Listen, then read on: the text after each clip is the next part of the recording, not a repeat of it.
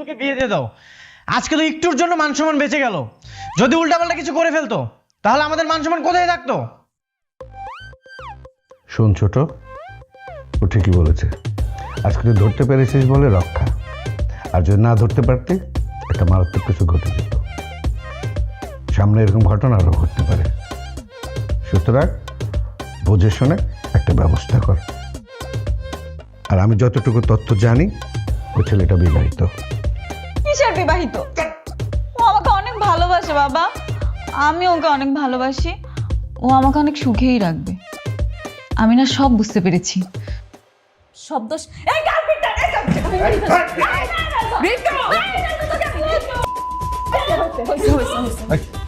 চুপ করে এখানে বস, আর একটা কথা বলবি না।